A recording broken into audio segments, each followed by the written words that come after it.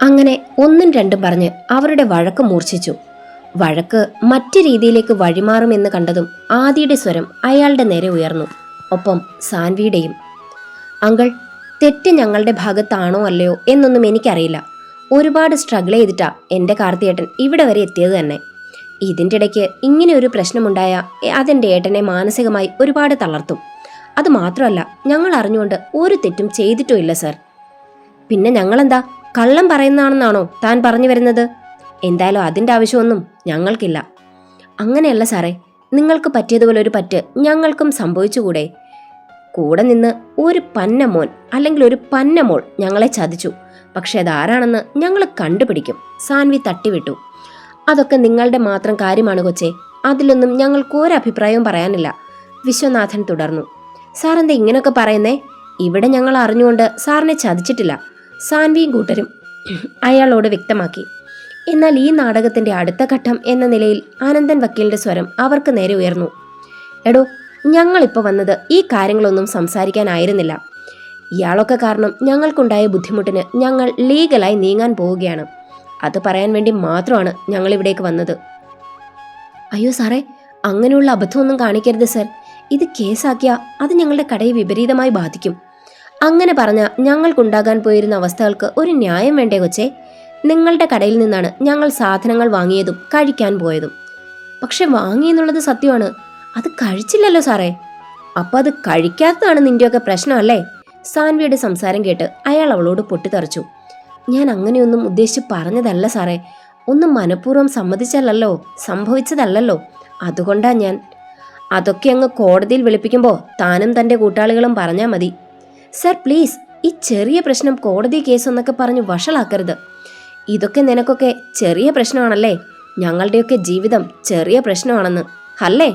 വിശ്വനാഥനും കൂട്ടരും അട്ടഹസിക്കാൻ തുടങ്ങി. അതിനെതിരായി സാൻവിയും എബിയും കൂടി ആയതും വഴക്ക് കലശൽ ആയി. അവർക്ക് എരികേറ്റാൻ എന്ന വണ്ണം സാവിയും രാധികയും കൂടി ചേർന്നതും പ്രശ്നം കൊഴുത്തു. ഒന്ന് നിർത്തുന്നുണ്ടോ? എല്ലാവരും ദേവചന്ദ്രന്റെ സ്വരമുയർന്നു. ഇനിയും ഇതേപ്പറ്റി സംസാരിച്ച് പരസ്പരം കുറ്റപ്പെടുത്തിയിട്ട് ആർക്കും ഒരു പ്രയോജനമില്ല. അതുകൊണ്ട് ഈ വിഷയത്തെക്കുറിച്ച് ശാന്തമായി തന്നെ നമുക്ക് സംസാരിക്കാം. ഒരു ശാന്തതയും ഇതിന് പരിഹാരമാവില്ല ദേവചന്ദ്ര. കാരണം ഈ കാര്യങ്ങളൊക്കെ എൻ്റെ മകൻ അറിഞ്ഞിരിക്കുന്നു. അതുകൊണ്ട് അവൻ പറയുന്നത് പോലെ പ്രവർത്തിക്കാനേ എനിക്ക് കഴിയൂ. അയാൾ അവരോട് തുറന്നു പറഞ്ഞു. അങ്ങനെയാണെങ്കിൽ ഞാൻ അദ്ദേഹത്തോടൊന്ന് സംസാരിക്കാം. എൻ്റെ കുട്ടികൾക്ക് വേണ്ടി ഞാൻ അയാളോട്. അതിൻ്റെ ഒന്നും ഒരാവശ്യവുമില്ലടോ. ഞങ്ങൾക്ക് പറയാനുള്ളത് ഞങ്ങൾ പറഞ്ഞു കഴിഞ്ഞു. ഇനി ഒരു കോംപ്രമൈസ് ടോക്കനാണെങ്കിൽ അതും നമുക്ക് നോക്കാം. പക്ഷേ തുക അതെൻ്റെ വക്കീൽ തീരുമാനിക്കുന്നത് എനിക്ക് കിട്ടിയിരിക്കണം. അത് കേട്ടതും ദേവചന്ദ്രൻ എന്ത് വേണമെന്നറിയാതെ കുട്ടികളെ ഒന്ന് നോക്കി. എടോ, താൻ അവരെ നോക്കി കഥകളി കാട്ടാതെ ഞങ്ങൾ പറയുന്ന കാര്യങ്ങൾ ചെവി തുറന്ന് കേൾക്കാൻ നോക്കുക. ഇതൊക്കെ കേട്ടുകൊണ്ട് നിന്ന വിജയന്റെ സ്വരം ഉയർന്നതും എല്ലാവരുടെയും നോട്ടം വിജയനിലായി. അതായത് ഞങ്ങൾ കോട്ട് ചെയ്തിരിക്കുന്ന തുക 40 ലക്ഷം രൂപയാണ്. ബിക്കോസ് 3 ജീവനുകളാണ് നിങ്ങളുടെ ആ ഷോപ്പ് കാരണം ഇല്ലാതാകേണ്ടിയിരുന്നത്. സോ ഈ തുക കിട്ടിയാൽ ഞങ്ങൾ ഈ കേസിൽ നിന്നും പിന്മാറിയേക്കാം, വിജയൻ തുറന്നു പറഞ്ഞു.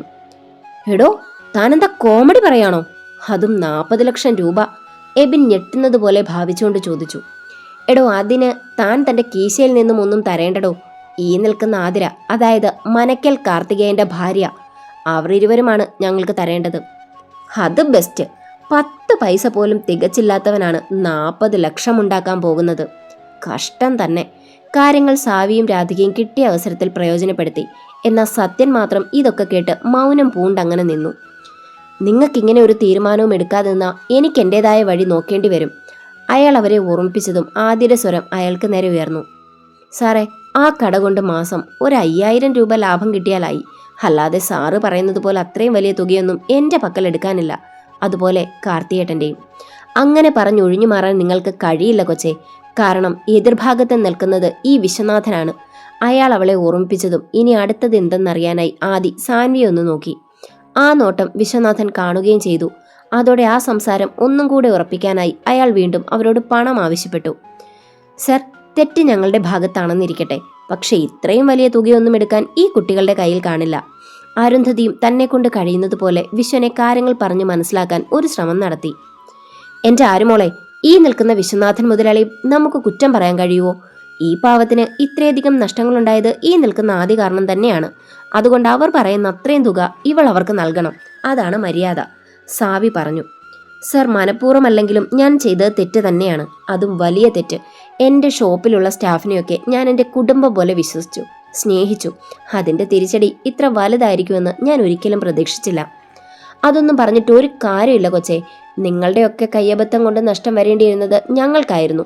അങ്ങനെ എന്തെങ്കിലും സംഭവിച്ചതിന് ശേഷം അതേപ്പറ്റി സംസാരിക്കുന്നതുകൊണ്ട് എന്ത് പ്രയോജനമുള്ളത്?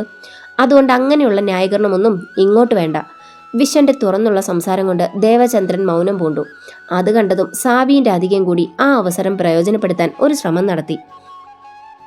ഒടുവിൽ ഒരു അവസാന ഡീൽ എന്നതുപോലെ 40 ലക്ഷത്തിൽ നിന്നും 2 ലക്ഷം കുറച്ചുകൊണ്ട് 38 ലക്ഷത്തിൽ അവർ എത്തിച്ചേർന്നു. എൻ്റെ പൊന്ന് സാറേ, നിങ്ങൾ 40 പറഞ്ഞാലും അതിൽ കുറച്ച് 38 പറഞ്ഞാലും ഞങ്ങളുടെ ഇപ്പോഴത്തെ അവസ്ഥയിൽ ഞങ്ങൾക്ക് അത്രയും തുക തന്ന് ഈ പ്രശ്നത്തിൽ നിന്ന് വിട്ടു നിൽക്കാനൊന്നും ഞങ്ങളെ കൊണ്ട് കഴിയില്ല. അതുകൊണ്ട് വേറെ എന്തെങ്കിലും ഒരു ഓപ്ഷൻ തന്നാൽ ആദ്യം വേറെ വഴിയില്ലാത്തതുപോലെ അവരോട് ചോദിച്ചതും രാധികയും സാവിയും ചേർന്ന് അവരെ പരിഹസിക്കാൻ തുടങ്ങി. എൻ്റെ അമ്മായിയമ്മേ, നിങ്ങൾ ആദ്യം സ്വന്തം ജീവിതം മെച്ചപ്പെടുത്താൻ നോക്ക്. എന്നിട്ടല്ലേ മറ്റുള്ളവരുടെ ജീവിതം മെച്ചപ്പെടുത്താൻ ശ്രമിക്കുന്നത്, വലിയ പുള്ളിയാകുന്നതും ഒക്കെ. അതിന് ഞാൻ നിന്നോടൊന്നും പറഞ്ഞില്ലല്ലോ തൻവി. എന്നാൽ ഞാൻ നിങ്ങളോട് തന്നെയാ രാധികമ്മേ പറഞ്ഞത്. കാരണം ഈ വീട്ടിലെ ഉപ്പും ചോറും തിന്നാ ജീവിക്കുന്നത്. എനിക്കെന്തായാലും നിങ്ങളൊക്കെ കാണിക്കുന്നത് പോലെ പെരുമാറാൻ കഴിയില്ല. തന്നു അവരോട് തുറന്നു പറഞ്ഞതും വർഷ ഒരു ബഹളത്തിനെന്നതുപോലെ അവരുടെ ഇടയിലേക്ക് കയറി. ഒന്ന് നിർത്തുന്നുണ്ടോ? ഞാൻ നിങ്ങളുടെ ഒന്നും വഴക്ക് കാണാനല്ല വന്നത്. എനിക്കും എൻ്റെ കുടുംബത്തിനും നീതി കിട്ടാൻ വേണ്ടി ഈ ലോകത്തിന്റെ ഏതറ്റം വരെ പോകാനും തയ്യാറായ ഒരു മകൻ എനിക്കുണ്ട്. ഇവിടേക്ക് അവനാണ് വന്നിരുന്നെങ്കിൽ ഈ കളി ഇപ്പോൾ മാറിയേനെ. നിങ്ങൾ ആരെ കൊണ്ടുവന്നാലും ഞങ്ങളുടെ അവസ്ഥ ഇതാണ് കുഞ്ഞെ. ഇതൊക്കെ കേട്ടുകൊണ്ട് നിന്ന മാധവിയമ്മയുടെ സ്വരം താഴ്ന്നു. പിന്നെ ഈ ലോകത്ത് എനിക്ക് ഏറ്റവും വിശ്വാസമുണ്ടായിരുന്നത്, ഇപ്പോൾ ഉള്ളതും, ഈ നിൽക്കുന്ന എൻ്റെ കൊച്ചുമകളായ ആദിയെയും എൻ്റെ കൊച്ചുമകനായ കാർത്തികേയനെയുമാണ്. അവർ ഒരിക്കലും ആരെയും ചതിക്കില്ല. ഇപ്പം നടന്നത് ഒരു ചതിയുടെ ഭാഗമാണ്. അതെന്തായാലും നഷ്ടം ഞങ്ങൾക്കല്ല മാധവിയമ്മേ. ഇനി 38 ലക്ഷം തരാനില്ലെങ്കിൽ ബാക്കി കാര്യങ്ങൾ കോർട്ട് വഴി നോക്കാം. വിശ്വൻ ഒരു മനസാക്ഷിക്കുത്തും ഭാവിക്കാതെ പറഞ്ഞതും ഇനി അടുത്തത് എന്ന് പറയണമെന്നറിയാതെ ആദി സാൻവിയെ ഇടം കണ്ടിട്ടൊന്ന് നോക്കി. സർ, ഞാനും ഏട്ടത്തെയും മുത്തശ്ശനുമൊക്കെ പറഞ്ഞത് സത്യമാണ്. എന്തായാലും തെറ്റ് ഞങ്ങളുടെ ഭാഗത്താണ്. കൂടെ നിൽക്കുന്നവരെ വിശ്വസിച്ചു. അതുപോലെ തന്നെ ഉണ്ണുന്ന ചോറിൽ മണ്ണ് വാരിയിടുക എന്ന് കേട്ടിട്ടില്ലേ? അതാണ് ഇവിടെ നടക്കുന്നത്. ദേ കൊച്ചേ, നിങ്ങളുടെ കഥയൊന്നും എനിക്ക് കേൾക്കണ്ട. ഞങ്ങൾക്ക് ഈ പ്രശ്നം കോർട്ടിൽ തീർക്കാനാണ് ഇഷ്ടം. പിന്നെ ഇവിടെ വന്നതിൻ്റെയും സംസാരിച്ചതിൻ്റെയും തെളിവുകൾ ഞങ്ങളുടെ ഭാഗത്തുണ്ട്. പിന്നെ നിങ്ങൾക്കൊരു ചാൻസ് എന്നതുപോലെയാണ് 38 ലക്ഷത്തിൽ ഞാൻ ഉറപ്പിച്ചത്. വിഷൻ ഉറപ്പോടെ പറഞ്ഞതും ഇതൊക്കെ കേട്ടു നിന്ന് സത്യന് ആകെ ഭ്രാന്തിളകുന്ന അവസ്ഥയിലായി. തൻവി വിഷയം നിൽക്കുന്നതുകൊണ്ട് തന്നെ അയാൾക്ക് മുൻപിലേക്ക് വരാനോ സംസാരിക്കാനോ ഒന്നും കഴിഞ്ഞില്ല. അതുകൊണ്ട് തന്നെ അയാൾ എന്ത് വേണമെന്നറിയാതെ വീർപ്പ് മുട്ടി. എടോ, താനും ഈ കുടുംബത്തിലല്ലേ, എന്നിട്ടും തനിക്കിതിലൊന്നും അഭിപ്രായം പറയാനില്ലേ? സത്യന്റെ നിൽപ്പ് കണ്ടതും വിശ്വൻ അയാൾക്കിട്ടൊന്ന് ചൊറിഞ്ഞു. സർ, നിങ്ങൾ എങ്ങനെയൊക്കെ സംസാരിച്ചിട്ടും ഇത്രയും തുക തരാൻ ഞങ്ങൾക്കാകില്ല. പക്ഷെ കേസും മറ്റുമായ അത് ഞങ്ങളുടെ തറവാടിനെയും മറ്റും ബാധിക്കും. അതുപോലെ മനക്കൽ സ്റ്റോഴ്സിന് ഈ നാട്ടിലൊരു വിലയുണ്ടായിരുന്നു. നിങ്ങളിത് കേസാക്കിയാ? ഓക്കെ, അങ്ങനെയാണ് ഒരു ഓപ്ഷൻ കൂടി ഞാൻ നിങ്ങൾക്ക് തരാം. എന്തു പറയുന്നു? എല്ലാം സാറ് പറയുന്ന പോലെ.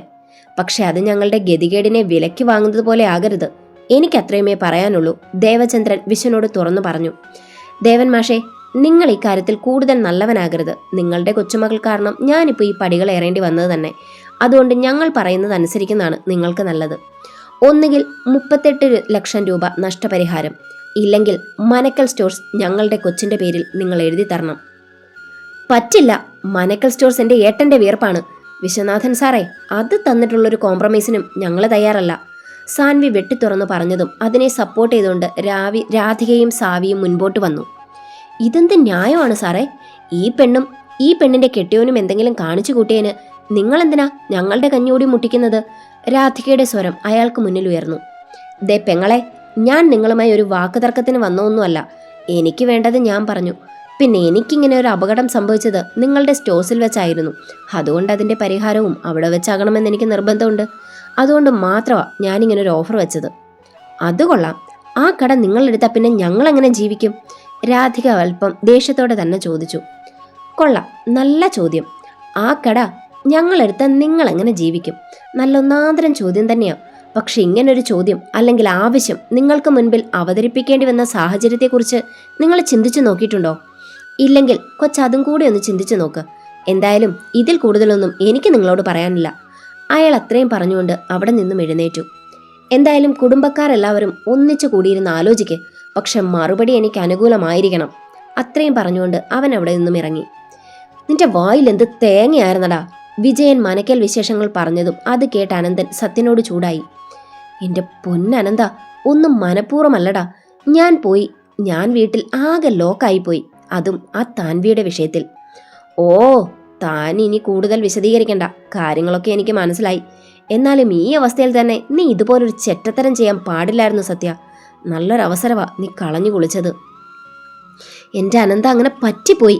ഇപ്പൊ വീട്ടിലും വിലയില്ലാത്ത അവസ്ഥയാ. പിന്നെ സ്വത്തിനോട് ആർത്തിയുള്ളതുകൊണ്ട് രാധു ഇപ്പൊ ഷോപ്പിന്റെ പിറകെ ആയതുകൊണ്ട് ഞാൻ രക്ഷപ്പെട്ടു. എന്നാൽ അതും ശാശ്വതമൊന്നുമല്ല. ഇനി അതൊന്നും പറഞ്ഞിട്ട് കാര്യമില്ല സത്യ. അതൊക്കെ പോട്ടെ, അവിടെയുള്ള കാര്യങ്ങളൊക്കെ എങ്ങനെയാ? ഇപ്പൊ ആ ഷോപ്പ് വിശ്വൻ സാറിന് കൊടുക്കാം എന്നുള്ള തീരുമാനത്തിൽ എത്തിച്ചേർന്നോ? അങ്ങനെ ഒരു തീരുമാനം അവിടെ എടുത്തിട്ടില്ല അനന്ത. പക്ഷെ എൻ്റെ മോൾ സാൻവി, അവൾക്കിതിൽ സമ്മതമാണെന്ന രീതിയിൽ കാര്യങ്ങൾ മുൻപോട്ട് പോകുന്നത്. പക്ഷെ അരുന്ധതിയൊക്കെ അതിനെ നന്നായി എതിർക്കുന്നുമുണ്ട്. പക്ഷെ ഈ കാര്യത്തിൽ ഈ അവസ്ഥയിൽ എൻ്റെ അഭിപ്രായമൊന്നും ആരും ചോദിക്കില്ല. എന്തിന്? രാധു പോലും. രാധുവിൻ്റെ കാര്യത്തിൽ ഞാൻ കുറ്റം പറയില്ല സത്യ. കാരണം മഹാലക്ഷ്മി പോലെയുള്ള ഒരു പെണ്ണിനെ വെച്ചിട്ടാ നീ കാക്കപ്പൊന്ന് തേടി നടക്കുന്നത്. ഒന്നുമല്ലെങ്കിലും രാധു നിന്റെ കുഞ്ഞുങ്ങളുടെ അമ്മയല്ലേ?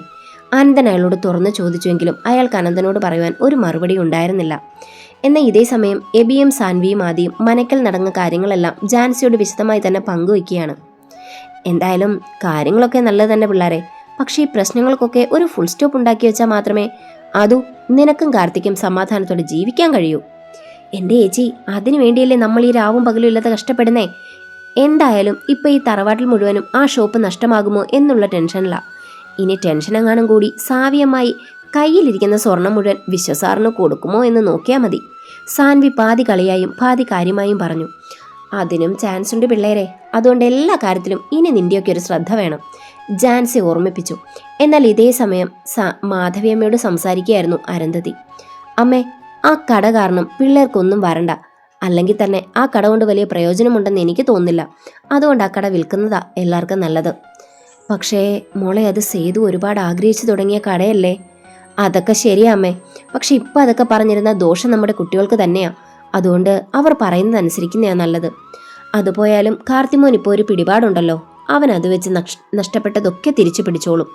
അത് മാത്രമല്ല, ആ ഒരു കട കാരണം എന്തൊക്കെ പ്രശ്നങ്ങളാ എന്നരുതി വെറുതെ ഞാൻ കൊടുക്കാൻ പറ്റുമോ? ഇതൊക്കെ കേട്ടുകൊണ്ടിരുന്ന സാവിയും രാധികയും ഒരുമിച്ച് ചോദിച്ചതും അവിടെ ദേവചന്ദ്രന്റെ സ്വരമുയർന്നു. ഈ കാണുന്നതിൻ്റെയൊക്കെ അവകാശി കാർത്തിയാണെന്ന് നിങ്ങൾക്കറിയില്ലേ? അതുകൊണ്ട് തന്നെ ഈ വിഷയത്തിൽ ആരും അഭിപ്രായം പറയണ്ട. മാധവി അവസാന തീർപ്പോലെ പറഞ്ഞതും സാവി അതിനെ ഇടങ്കോലിടാൻ എന്നവണ്ണം അരുന്ധതിയെ പിടിച്ച് അവർക്ക് മുന്നിലേക്ക് നിർത്തി. അപ്പോ ഈ നിൽക്കുന്നവൾ നിങ്ങളുടെ മകളല്ലേ? ഞങ്ങൾക്കൊന്നും തരണ്ട, അതിൽ പരാതിയില്ല. പക്ഷെ ഇവൾ നിങ്ങളുടെ ചോരയാണ് മാധവിയമ്മേ. സ്നേഹിച്ച പുരുഷനെ തേടി പോയതിന്റെ പേരിൽ ഇനി ഇവളെ ഇതിൽ നിന്നൊക്കെ മാറ്റി നിർത്തണോ? അവർ കുശാഗ്ര ബുദ്ധിയോടെ ചോദിച്ചതും ആരുവിന്റെ സ്വരം അവർക്ക് നേരെ ഉയർന്നു. എൻ്റെ കാര്യങ്ങളോർത്ത് ആരും ഒരു ടെൻഷനും ആകണ്ട. എനിക്ക് വേണ്ടതൊക്കെ എൻ്റെ ഭർത്താവും എൻ്റെ മകനും കൂടി സമ്പാദിച്ചിട്ടുണ്ട്. സോ ഈ കാണുന്നതൊക്കെ കാർത്തിക് കൊടുക്കുന്നതിൽ എനിക്കും എൻ്റെ ഭർത്താവിനും, എന്തിന് എൻ്റെ കുട്ടികൾക്ക് പോലും സന്തോഷമുള്ള കാര്യമാണ്. അതുകൊണ്ട് ആ കാര്യത്തിൽ ആരും വലിയ അഭിപ്രായമൊന്നും പറയേണ്ട കാര്യമില്ല. കേട്ടല്ലോ കാര്യങ്ങളൊക്കെ? ആരുവിൻ്റെ തുറന്നു പറച്ചിൽ കേട്ടതും മാധവി പുച്ഛത്തോടെ അവരോട് ചോദിച്ചു. അതോടെ പറയാനൊന്നുമില്ലാതെ അവർ അകത്തേക്ക് പോയി. എന്നാൽ ഇതേ സമയം കുട്ടികളെല്ലാവരും ഒരേപോലെ ഈ വിഷയത്തെക്കുറിച്ച് ചർച്ച ചെയ്യുകയായിരുന്നു. അതിനവർ തിരഞ്ഞെടുത്തത് തന്നുവിൻ്റെയൊക്കെ റൂമായിരുന്നു. സിദ്ധാർത്ഥിൻ്റെ ഇപ്പോഴത്തെ അവസ്ഥയിൽ ഒരു പാഴ്ത്തടി പോലെ കിടക്കുന്ന അവനെ കൊണ്ട് കഴിയുകയുള്ളൂ. അതുപോലെ മറ്റൊരു കാരണമാണ് സിദ്ധാർത്ഥിൽ നിന്നും വമിക്കുന്ന സ്മെല്ല്. ഇതൊക്കെ കൊണ്ട് ആരും അവരുടെ റൂമിലേക്ക് കയറില്ലായിരുന്നു. അതുകൊണ്ട് തന്നെ അവരെല്ലാവരും അവിടെ ഇരുന്ന് കാര്യങ്ങളെല്ലാം സംസാരിക്കാനായി തുടങ്ങി. അല്ല, ഇനിയുള്ള പ്ലാൻ എന്താ? ഇതുവരെ എല്ലാം ഓക്കെയാണ്, പക്ഷേ ക്ലൈമാക്സ് കിടക്കുന്നതല്ലേ ഉള്ളൂ, തന്നു അവരോടായി ചോദിച്ചു. അത് കേട്ടതും ആദി സാൻവിയെയും എബിയെയും ഒന്ന് നോക്കി. ചേച്ചി ടെൻഷൻ ആകണ്ട, എല്ലാം നമ്മുടെ പ്ലാൻ പോലെ നടക്കും. അതിനു വേണ്ടത് ഒക്കെ ഞാൻ നോക്കിക്കോളാം. എല്ലാം പെട്ടെന്ന് വേണം, ഇനിയും ഒന്നും വെച്ച് താമസിപ്പിക്കണ്ട, അവൾ അവരോട് തുറന്നു പറഞ്ഞു. അതൊക്കെ ഞങ്ങൾ നോക്കിക്കൊള്ളാം ഏട്ടത്തി. തെറ്റ് ചെയ്തവർ ഇതിനുള്ള ശിക്ഷ അനുഭവിക്കണം, അതും ഒരിക്കലും മറക്കാൻ കഴിയാത്ത തരത്തിലുള്ള ശിക്ഷ. പിന്നെ കാർത്തിയേട്ടൻ വന്നപ്പോൾ ഏട്ടൻ്റെ ജീവിതത്തെക്കുറിച്ചൊക്കെ ഏട്ടത്തിയെ ധരിപ്പിച്ചല്ലോ. അതുകൊണ്ട് ഇനി ആ കാര്യത്തിലും ടെൻഷൻ വേണ്ട. സാൻവി ഒരു ആശ്വാസം പോലെ പറഞ്ഞതും ആദ്യം അതിനെ തടഞ്ഞോട് തുടർന്നു. എന്നോട് കാർത്തിയേട്ടനെല്ലാം പറഞ്ഞു. ആദ്യമായി കേട്ടപ്പോൾ എനിക്ക് വിഷമവും സങ്കടവും ഒക്കെ തോന്നി. പിന്നെ അതൊക്കെ ഓരോരുത്തരുടെ ചോയ്സ് അല്ലേ. അങ്ങനെയൊക്കെ ചിന്തിച്ച് ഏട്ടത്തിയേട്ടനെ തെറ്റിദ്ധരിക്കരുത്. എങ്ങനെ തെറ്റിദ്ധരിക്കരുതെന്നാ സാനു നീ പറയുന്നത്? ആദ്യേട്ടത്തി എത്രമാത്രം ഏട്ടനെ സ്നേഹിച്ചതാ, വിശ്വസിച്ചതാ. എന്നിട്ടും ഏട്ടൻ ചേച്ചിയോട് അതൊക്കെ മറച്ചു വെച്ചില്ലേ? അതിന് ഏട്ടനെ ഇങ്ങനെ കുറ്റപ്പെടുത്തേണ്ട കാര്യമില്ലായിരുന്നു. സിദ്ധാർത്ഥ ഏറെ പ്രയാസപ്പെട്ട് അവരോട് സംസാരിക്കാൻ തുടങ്ങി. സിദ്ധു, നീ വയ്യാതെ ബുദ്ധിമുട്ടി സംസാരിക്കാൻ നിൽക്കണ്ട. ഓവർ സ്ട്രെയിൻ പാടില്ലെന്നല്ലേ ഡോക്ടർ പറഞ്ഞിരിക്കുന്നത്? ആദ്യം അവനെ തടഞ്ഞു. ഏട്ടത്തി, ജീവിതത്തിൽ ആദ്യമായി സിദ്ധാർത്ഥിന്റെ വായിൽ നിന്നും അങ്ങനെ ഒരു വാക്ക് പൊഴിഞ്ഞു വീണു. അതിൽ നിന്നും തന്നെ അവൻ്റെ മാറ്റം എല്ലാവർക്കും മോഹിക്കാൻ കഴിയുന്നത് തന്നെയായിരുന്നു. എനിക്ക് ഇനിയെങ്കിലും സംസാരിക്കണം. മനുഷ്യരെ പോലെ എൻ്റെ ഭാര്യയുടെ കൂടെ ജീവിക്കണം. അതിനു മുൻപ് ഞാൻ ചെയ്ത തെറ്റുകളൊക്കെ ഏറ്റുപറഞ്ഞ് എനിക്ക് പശ്ചാത്തപിക്കണം. അയാൾ തുടർന്നു. ഈ ജീവിതത്തിൽ ഒരുപാട് തെറ്റുകൾ ഞാൻ ചെയ്തിട്ടുണ്ട്. മിക്കതും അച്ഛൻ്റെ ഒത്താശയിൽ. പിന്നെ അച്ഛൻ ആദ്യം മുതൽ സേതു അച്ഛനെ ഇഷ്ടമായിരുന്നില്ല. അവിടെ ഞാൻ കരുതിയത് അച്ഛനേക്കാൾ സമർത്ഥനായതുകൊണ്ട് സേതു അച്ഛനോട് കുശുമ്പാകുമെന്നായിരുന്നു. എന്നാൽ ആ ദേഷ്യം എന്നിലൂടെ വളർത്തി കാർത്തിയേട്ടനെ ഉപദ്രവിക്കാൻ നോക്കുമ്പോഴാണ് ഇത് സാധാരണ ഒരു കാര്യമല്ലെന്ന് ഞാൻ മനസ്സിലാക്കിയത്. എന്നാൽ ആ സമയത്ത് കാർത്തി അവനോട് എനിക്കും ദേഷ്യമായിരുന്നു. എല്ലാത്തിലും ഒന്നാമതെത്തുന്ന അവനോട് പക തോന്നുന്നു. പകയായിരുന്നു. അതുകൊണ്ട് തന്നെ അച്ഛനോടുമൊപ്പം ഞാനും കൂടി. അങ്ങനെ ഇരുന്നപ്പോഴാണ് ഞാൻ ആ സത്യം മനസ്സിലാക്കിയത്. എന്ത് സത്യം? എബിനായിരുന്നു ആ ചോദ്യം ചോദിച്ചത്. അത് ഞങ്ങളുടെ അച്ഛൻ ഈ കുടുംബത്തിലെ അല്ല. നിങ്ങളെന്ത് തോന്നിയാസേ പറയുന്നേ? അവൻ്റെ വാക്കുകൾ കേട്ട് സാൻവി പൊട്ടിത്തെറിച്ചു. സത്യമാണ് സാനുമോളെ, നമ്മുടെ അച്ഛൻ എന്നോട് ഒരിക്കൽ ഇക്കാര്യം പറഞ്ഞതാ. സിദ്ധാർത്ഥ് ഒരുപാട് കഷ്ടപ്പെട്ടാണ് തനിക്കറിയാവുന്ന രഹസ്യങ്ങൾ അത്രയും തൻ്റെ സഹോദരങ്ങളോട് പങ്കുവച്ചത്. എന്നാലും ഇങ്ങനെയൊക്കെ ആളുകൾക്ക് ചിന്തിക്കാൻ കഴിയുമോ? സിദ്ധുവിൻ്റെ വാക്കുകൾ കേട്ടതും സാൻവി ഞെട്ടലോടെ ചോദിച്ചു. എടാ, പണമാണ് എല്ലാത്തിൻ്റെയും അടിസ്ഥാനം. പണം ഉണ്ടെങ്കിലേ ഇന്നത്തെ കാലത്ത് വിലയുള്ളൂ. എബിൻ അവൾക്ക് മറുപടി നൽകി.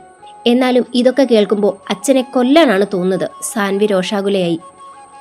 ഇതൊക്കെ എന്ത്?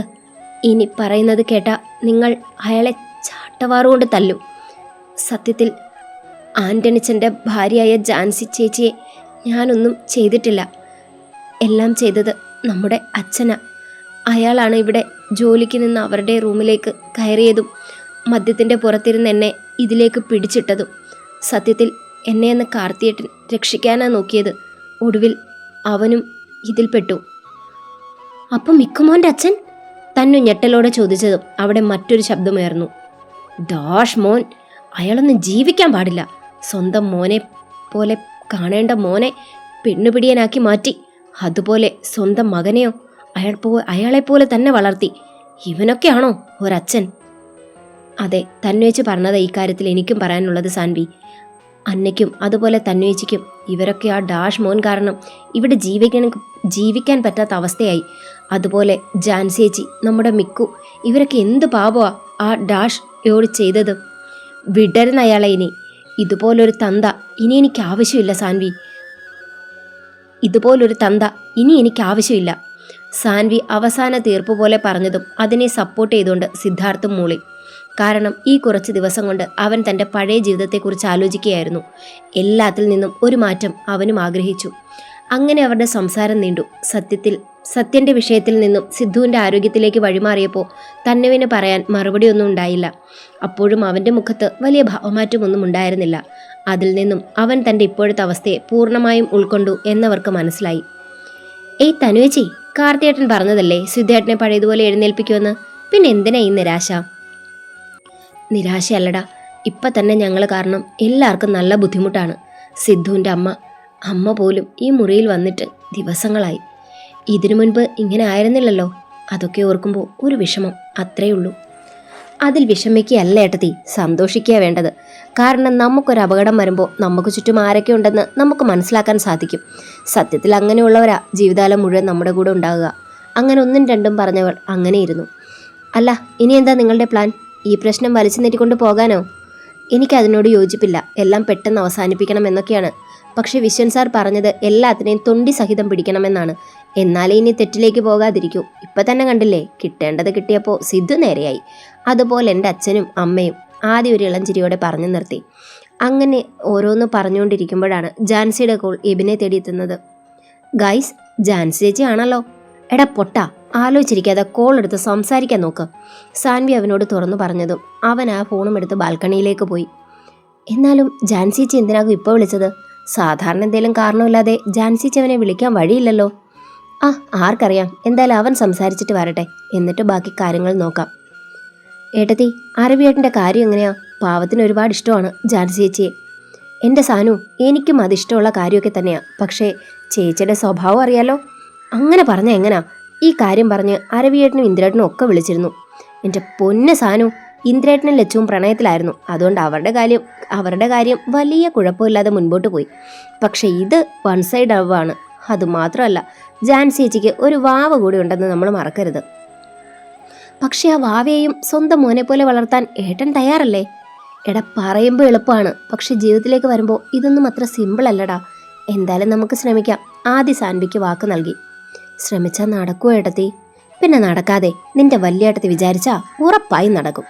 തന്നുവും അതിന് പിന്തുണ നൽകി. അങ്ങനെ അവർ മൂവരും ജാൻസിയുടെ വിവാഹകാര്യം ചർച്ച ചെയ്ത് അങ്ങനെ അങ്ങിരുന്നു.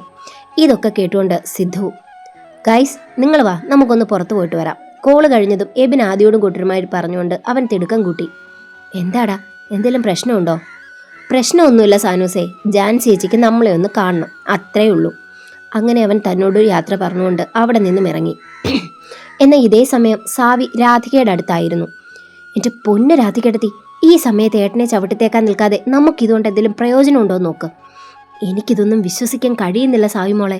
എന്നാലും ഏട്ടൻ തന്നുവിൻ്റെ അടുത്ത് അങ്ങനെയൊക്കെ. ആ പെണ്ണ് മോശമൊന്നുമല്ല. സിദ്ധുവിനെ കറക്കിയെടുത്തതുപോലെ അവൾ നമ്മുടെ ഏട്ടനെയും വലവീശി പിടിച്ചതാകും. അല്ലാതെ ഏട്ടൻ ഒരിക്കലും ഇങ്ങനെ ഒരു ചതി ഏട്ടത്തിയോട് ചെയ്യില്ല. അത്രയ്ക്ക് ഏട്ടന് നിങ്ങളെ ഇഷ്ടമാണ്. അതൊക്കെ നീ പറഞ്ഞ സത്യമാണ് സാവി. പക്ഷെ എല്ലാവരുടെയും മുൻപിൽ സത്യന്റെ വില പോയില്ലേ? എല്ലാത്തിനും കാരണം അവൾ ഒറ്റൊരുത്തിയാ. അതെ ഏട്ടത്തി, ഏട്ടൻ ഒരിക്കലും ഇങ്ങനൊരു ചതി ഏട്ടത്തിയോട് ചെയ്യില്ല. സിദ്ധു കിടപ്പിലായതുകൊണ്ട് അവളുടെ കാര്യങ്ങളൊന്നും നടക്കില്ലായിരിക്കും. അതിനുവേണ്ടി ആ വൃത്തികെട്ടൽ കണ്ടുപിടിച്ച മാർഗമായിരിക്കും നമ്മുടെ ഏട്ടൻ. അല്ലെങ്കിൽ തന്നെ നമ്മുടെ ഏട്ടനെ കാണുമ്പോൾ അവളുടെ നോട്ടവും ഭാവവും ഒക്കെ ഞാനും ശ്രദ്ധിച്ചിരുന്നു. സാവി രാധികയുടെ മനസ്സ് മാറാൻ ഓരോന്ന് പറഞ്ഞുകൊണ്ടിരുന്നു. എന്തായാലും ഏട്ടത്തി അവളുടെ വലയിൽ ചാടരുത്. അങ്ങനെ ചാടിയാ നഷ്ടം നമുക്കാണ്. പിന്നെ വിശ്വനാഥൻ സാർ ആവശ്യപ്പെട്ട കാര്യം, ആ കട എന്ത് വില കൊടുത്തും നമുക്ക് വേണം, അല്ലെങ്കിൽ അതിന് തക്കതായ പണം. സാവി ഓർമ്മിപ്പിച്ചു. അതൊക്കെ എങ്ങനെ പറ്റും? 38 ലക്ഷമാണ് അയാൾക്ക് വേണ്ടത്. അത് കൊടുക്കാനില്ലെങ്കിൽ മനക്കൽ സ്റ്റോഴ്സ് അങ്ങനെയല്ലേ അയാൾ എല്ലാവരോടും പറഞ്ഞിരിക്കുന്നത്. അങ്ങനെ തന്നെ ഇരിക്കട്ടെ, നമുക്ക് ആ ഷോപ്പ് അയാൾക്ക് കൊടുക്കാം. പക്ഷെ അത് ഇന്നത്തെ വിലയിലാകണമെന്ന് മാത്രം. നീ എന്തൊക്കെയാ സാവി പറയുന്നേ? എനിക്കൊന്നും മനസ്സിലാകുന്നില്ല. എൻ്റെ ഏട്ടത്തി, ഇന്നത്തെ വില വെച്ച മനക്കൽ സ്റ്റോഴ്സിന് ഇന്ന് എത്ര ലക്ഷം കിട്ടുമെന്നാ ഏട്ടത്തിയുടെ വിചാരം? അത് സിറ്റിയുടെ ഒത്ത നടുക്കല്ലേ. അതുപോലെ എല്ലാ സൗകര്യങ്ങളുമുള്ള നല്ല ഒന്നാന്തരം കട. എങ്ങനെ കളിച്ചാലും ചോദിക്കുന്ന വില കിട്ടും. കുറഞ്ഞത് 50 കൈ കിട്ടും. അങ്ങനെയാണെങ്കിൽ 38 കുറച്ച് അയാൾ ബാക്കി നമുക്ക് തരട്ടെ. അതല്ലേ ഏട്ടത്തി ന്യായം? അവൾ അവരോട് തുറന്നു ചോദിച്ചു. പിന്നീട് അവരുടെ സംസാരം അതിനെ പറ്റിയായി. അവിടെ സത്യം ചെയ്തതും കാണിച്ചതുമൊക്കെ രാധിക മനഃപൂർവ്വമായി തന്നെ മറന്നുകൊണ്ട് എങ്ങനെയെങ്കിലും വിശ്വന്റെ കയ്യിൽ നിന്നും ബാക്കിയുള്ള പണം അടിച്ചു മാറ്റുന്നതിനുള്ള ചിന്തയില. അങ്ങനെ ദിവസങ്ങൾ മുന്നോട്ട് പോയി. മനക്കൽ സാവിയും രാധികയും ഒക്കെ എങ്ങനെയെങ്കിലും വിശ്വനെ അവരുടെ വഴിക്ക് കൊണ്ടുവന്നിട്ട് ആ പണം തട്ടിയെടുക്കാനുള്ള ശ്രമത്തിലായിരുന്നു. അതിനുവേണ്ടി അവരും നന്നായി ശ്രമിച്ചിരുന്നു. വീട്ടിനുള്ളിൽ നടക്കുന്ന ഈ സംസാരമൊക്കെ നല്ല വെടിപ്പായി തന്നെ ആദ്യം കൂട്ടരും മനസ്സിലാക്കുന്നുണ്ടായിരുന്നു. അങ്ങനെ പതിവ് പോലെ ഷോപ്പിലേക്ക് പോകാനായി ഇറങ്ങുകയായിരുന്നു ആദ്യം കൂട്ടരും. നിങ്ങൾ തൽക്കാലം എവിടെയും പോണ്ട. അവർ പോകാനായി ഇറങ്ങിയതും വർഷയുടെ സ്വരം ഉയർന്നു. ഞങ്ങൾ പോണം അല്ലെങ്കിൽ പോകണ്ട എന്ന് തീരുമാനിക്കുന്നത് നീയാണോ വർഷ? സാൻവി അല്പം ദേഷ്യത്തോടെ തന്നെ ചോദിച്ചു. തീരുമാനിക്കുന്നതൊന്നും ഞാനല്ല. എന്നോട് ഈ കാര്യം ഇവിടെ വന്ന് പറയാൻ പറഞ്ഞു. അതുകൊണ്ടാ വന്നത്. ആര്? എൻ്റെ അമ്മയും അതുപോലെ രാധികമ്മയും. അവർക്ക് രണ്ടുപേർക്കും നിങ്ങളോട് കുറച്ച് സംസാരിക്കാനുണ്ട്. എന്ത് കാര്യവും അവർക്ക് ഞങ്ങളോട് പറയാനുള്ളത്? അതെന്താണെന്നൊക്കെ അവർ വരുമ്പോൾ നിങ്ങളോട് പറഞ്ഞോളും. നിന്നോട് മാത്രമല്ല, ഇവരോടും. പിന്നെ ഇവിടെ കുറച്ചുപേർ വലിഞ്ഞു കയറി താമസിച്ച് അവകാശം പിടിച്ചു പറ്റാൻ ശ്രമിക്കുന്നുണ്ട്. അതിനൊക്കെ അവസാനമായി എന്നും കൂടി ഓർത്തോ. അത് കേട്ടതും സാൻവിയുടെ കണ്ണു പോയത് എബിയിലേക്കായിരുന്നു. അത് വർഷ കാണുകയും ചെയ്തു. അതോടെ അവൾക്ക് എരിഞ്ഞു കയറി. സാൻവി, നമുക്കൊക്കെ ഒരു അന്തസ്സുണ്ട്. അത് ഈ ലോക്കൽസിന്റെ കൂടെ ജീവിച്ച് കളയരുത്. കാരണം അതൊന്നും നമ്മുടെ പാതിയായി വരുന്നവർ അക്സെപ്റ്റ് ചെയ്യില്ല. പാതിയോ? ആരുടെ പാതി? ഓ സാനു, നീ അറിഞ്ഞില്ലേ? നമ്മുടെ വിവാഹം തീരുമാനിച്ചു. എൻ്റെ പയ്യൻ ഡോക്ടറാണ്. അവൾ അഹങ്കാരത്തോടെ പറഞ്ഞു നിർത്തി. അത് മനസ്സിലായി, നീ കെട്ടാൻ മുട്ടി നിൽക്കുകയാണെന്ന്. പക്ഷെ എനിക്ക് നിന്നെപ്പോലെ മുട്ടലുണ്ടെന്ന് ഞാൻ ആരോടും പറഞ്ഞിട്ടില്ലല്ലോ. ഇതൊക്കെ കേട്ട് കണ്ണു മിഴിച്ചുകൊണ്ട് ആദിയും എബിയും തന്നുവും. എടോ, എൻ്റെ തീരുമാനിച്ചതുപോലെ തന്നെ നിന്റെ വീട്ടുകാർ ഉറപ്പിച്ചിട്ടുണ്ട്. അതായത് നമ്മുടെ അരുന്ധതി ആൻറ്റിയുടെ ഇളയ മകൻ. എൻ്റെ പൊന്നു വർഷ, നീ വെറുതെ നടക്കാത്ത കാര്യം പറഞ്ഞ് എന്നെ ചിരിപ്പിക്കരുത്. അരുന്ധതി അമ്മയുടെ മകൻ എൻ്റെ പാതി. കൊള്ളാം, നടന്നത് തന്നെ. എന്താ നടത്തിയ? ഇതൊക്കെ കേട്ട് അവിടേക്ക് വന്ന രാധികയുടെ സ്വരം ഉയർന്നു. എൻ്റെ അമ്മേ, ഈ കോമഡി പറയാനാണോ എന്നെ വിളിച്ചത്? നന്നായി. എന്തായാലും സൂപ്പർ കോമഡി. ഇത് കോമഡി ഒന്നും അല്ല ഒച്ചേ, സംഭവം സീരിയസ് ആണ്. ആരുവിൻ്റെ മോനായിരിക്കും നിന്റെ ഭർത്താവ്. നിന്റെ അച്ഛൻ്റെ ആഗ്രഹമാണ്. ആണോ? നന്നായി. അല്ലമ്മേ, അച്ഛന് മാത്രമേ ആഗ്രഹമുള്ളോ അതോ ആരുമ്മയുടെ ഭർത്താവിനും ആരുമ്മയ്ക്കുമൊക്കെ ആഗ്രഹമുണ്ടോ? ഇത് സത്യേട്ടൻ്റെ ഒരു വലിയ ആഗ്രഹമാണ്. സോ ഏട്ടന്മാരുടെ ആഗ്രഹം അനിയത്തിമാർ നടത്തി കൊടുക്കേണ്ടത് അവരുടെ അവകാശമാണ്. അതുപോലെ അനിയത്തിമാർക്ക് ബുദ്ധിമുട്ടുണ്ടായ അവരെ സഹായിക്കേണ്ടതും ഏട്ടന്മാരുടെ ധർമ്മമാണ്. ഈ പറയുന്ന നമ്മുടെ സത്യേട്ടൻ, അതായത് എൻ്റെ അച്ഛൻ, ഈ ധർമ്മമൊന്നും ചെയ്യുന്നത് ഞാനിതുവരെ കണ്ടിട്ടില്ലല്ലോ. അപ്പം അവകാശം ഒരു കൂട്ടർക്ക് മാത്രമേ ഉള്ളോ? അവൾ കളിയാക്കി. നിനക്കെന്താടി വേണ്ടത്? അത് കൊള്ളാം.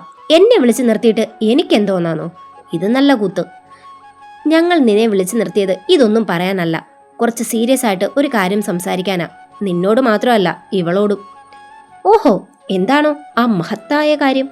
അവൾ പുച്ഛത്തോടെ ചോദിച്ചു. മനക്കൽ സ്റ്റോഴ്സ് അതെല്ലാവർക്കും അവകാശപ്പെട്ട വീതമാണ്. അതിങ്ങനെ പോകുന്നത് കാണാൻ ഞങ്ങൾക്ക് സാധിക്കില്ല. അപ്പോൾ 38 ലക്ഷം തരാനുള്ള പുറപ്പാടിലാണോ സാൻവിയം? 38 ലക്ഷം തരാനുള്ള പുറപ്പാടിലാണോ? സാൻവി പുച്ഛത്തോടെ അവരെ കളിയാക്കിക്കൊണ്ടിരുന്നു. ദേ കൊച്ചേ, നീയൊക്കെ ആളുകളെ വെട്ടിച്ചുണ്ടാക്കിയതിനൊക്കെ പരിഹാരം കാണുന്നതല്ല ഞങ്ങളുടെ ജോലി. ഈ പ്രശ്നം മനക്കൽ തറവാട്ടിൽ വന്നതുകൊണ്ട് മാത്രം ഞങ്ങൾ ഇതിൽ ഇടപെടുന്നത്. ഓ ശരി. സാൻവി വീണ്ടും അവരെ പുച്ഛിച്ചതും ആദ്യം അവരുടെ ഇടയിലേക്ക് കയറി. സാനു, ഇങ്ങനെ ഒരു പ്രശ്നം വന്ന സ്ഥിതിക്ക് ഇവർ കൂടി എന്താ പറയാനുള്ളതെന്ന് നമുക്ക് നോക്കാം. കാരണം സ്ഥാപനം ഇവർ പറഞ്ഞതുപോലെ തറവാടിനുള്ളിലുള്ളതാണ്. അതുകൊണ്ട് അഭിപ്രായം ആർക്കും പറയാലോ. കൊച്ചേ, ഇത് അഭിപ്രായമല്ല, അവകാശമാണ്. നിന്റെ ഭർത്താവിനുള്ളതുപോലെ എൻ്റെ ഭർത്താവിനും ആരുവിനും സാവിക്കും ഒക്കെ ഇതിലൊക്കെ അവകാശമുണ്ട്. അതുപോലെ ഞങ്ങളുടെ മക്കൾക്കും. അതുകൊണ്ട് 38 ലക്ഷം രൂപ നിങ്ങളുടെ കയ്യിൽ എടുക്കാനില്ലാത്ത സ്ഥിതിക്ക് ആ കട നമുക്ക് വിശ്വനാഥനെ വിൽക്കാം. തുക നമ്മൾ പറയും. അതിൽ നിന്ന് 38 ലക്ഷം രൂപ എടുത്തിട്ട് ബാക്കി നമുക്ക് തരണം. മനസ്സിലായില്ല, അമ്മ എന്താ ഉദ്ദേശിക്കുന്നേ? സാൻവി ചോദിച്ചു. നമ്മുടെ മനക്കൽ സ്റ്റോഴ്സ് നിൽക്കുന്നത് സിറ്റിയുടെ ഒത്ത നടുക്കാണ്. ഇന്നത്തെ കാലത്ത് അങ്ങനെ ഒരു സ്ഥലത്തൊരു ഷോപ്പ് തുടങ്ങണമെങ്കിൽ കുറഞ്ഞത് സ്ഥലത്തിനും കെട്ടിടത്തിനും ഒക്കെ കൂടെ 1 കോടിയെങ്കിലും കൊടുക്കേണ്ട വരും. എന്തായാലും അത്രയൊന്നും നമ്മൾ ചോദിക്കുന്നില്ല. 50 ലക്ഷം, 38 ലക്ഷം അയാളെടുത്തിട്ട് ബാക്കി നമുക്ക് തരട്ടെ. അങ്ങനെ കിട്ടുന്ന പൈസ തുല്യമായി തന്നെ വീതിക്കാം. ആവശ്യം എല്ലാവർക്കും ഉള്ളതാണല്ലോ. രാധിക തൻ്റെ ആവശ്യം തുറന്നു പറഞ്ഞതും സാൻവി ഒരു ചിരിയോടെ ആദ്യം ഒന്ന് നോക്കി.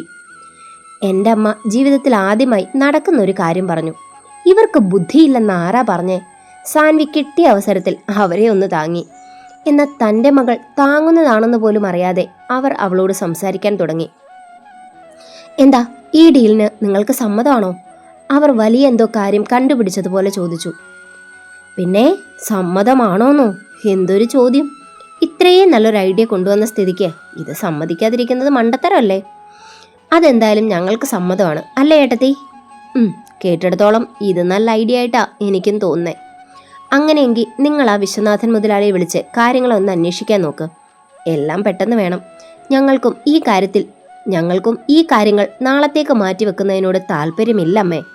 അല്ലെങ്കിൽ തന്നെ ഈ പ്രശ്നം പെട്ടെന്ന് പരിഹരിക്കണമെന്ന് തന്നെയാണ് ഞങ്ങളുടെയും ആഗ്രഹം. അത്രയും പറഞ്ഞുകൊണ്ട് സാൻവി ആദ്യയും നോക്കി ഫോണുമായി പുറത്തേക്കിറങ്ങി. ഒപ്പം ബാക്കിയുള്ള കൂട്ടങ്ങളും. കലക്കി ഏട്ടത്തി, ഇപ്പോഴാണ് ഏട്ടത്തി ഒരു ഏട്ടത്തിയായത്. ഇതുപോലെ സ്ട്രോങ് ആയി മുന്നോട്ട് പോയാൽ ഏട്ടത്തിയുടെ കൈകളിലെല്ലാം ഇരിക്കും. നീ എൻ്റെ കൂടെ ഉണ്ടെങ്കിൽ പിന്നെ എനിക്ക് പേടിയൊന്നുമില്ല സാവി. ഇത്രയും കാലം ഇവിടെയുള്ളവരുടെ അടിമയെ പോലെയായിരുന്നു നമ്മുടെയൊക്കെ ജീവിതം. ഇനി അതൊക്കെ മാറണം. നമുക്കും നമ്മുടെ ഇഷ്ടത്തിന്, നമ്മുടെ ആഗ്രഹത്തിനൊത്ത് ജീവിക്കണം.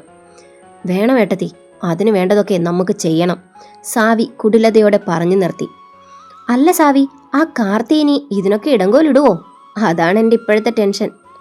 ആ ടെൻഷൻ എനിക്കുമുണ്ട് ഏട്ടത്തി. അല്ലെങ്കിൽ തന്നെ ആ ചെറുക്കന് നമ്മൾ സന്തോഷത്തോടെ ജീവിക്കുന്നത് പഠിക്കില്ലല്ലോ. കാൽ കാശിന് വകയില്ലേലും അവനാണ് അച്ഛൻ്റെ പ്രിയപ്പെട്ട കൊച്ചുമകൻ.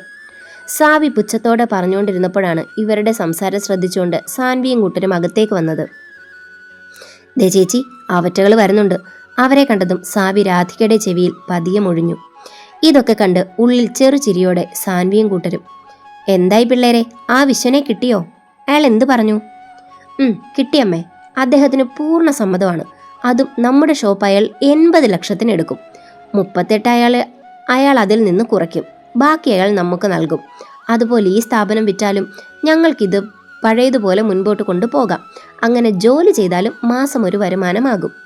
പക്ഷെ സംഭവം അങ്ങനെയാണെങ്കിലും ഈ സ്ഥാപനം അയാളുടെ മേൽനോട്ടത്തിലായിരിക്കും. അതിനെന്താ പ്രശ്നം? അത് നല്ലതല്ലേ? അത് മാത്രമല്ല പിള്ളേരെ, ആരും വെറുതെ 10 രൂപ പോലും തരില്ല.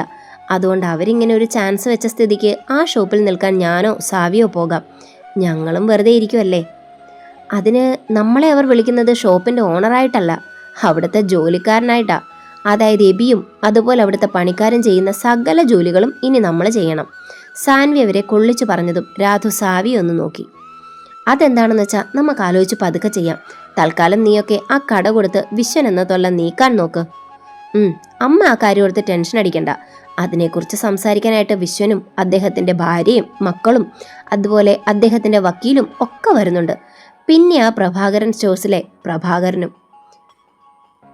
അയാൾ വരുമ്പോൾ നമ്മുടെ കടയിലെ സകല തൊഴിലാളികളും അതുപോലെ ഈ വീട്ടിലെ സകല അംഗങ്ങളും ഉണ്ടാകണമെന്ന് പ്രത്യേകം പറഞ്ഞിരുന്നു. വീട്ടിലുള്ളവർ എല്ലാവരും വേണമെന്ന് പറയുന്നത് ന്യായമായ കാര്യമാണ് ചേച്ചി. പക്ഷെ പ്രഭാകരനും ജോലിക്കാരും ഒക്കെ എന്തിനാ? സാവി രാധികയോട് ചോദിച്ചു. ആർക്കറിയാം, എന്തായാലും അദ്ദേഹം വരികയല്ലേ, ബാക്കിയൊക്കെ നേരിട്ട് ചോദിക്കാം. രാധിക സാവിയോട് പറഞ്ഞതും ഇതൊക്കെ കേട്ട് സത്യൻ ഇനി എന്താണ് നടക്കാൻ പോകുന്നതെന്നോർത്തുകൊണ്ട് ഒരു പിടിയില്ലാതെ അവിടെ ഉണ്ടായിരുന്ന ചെയറിലേക്കിരുന്നു.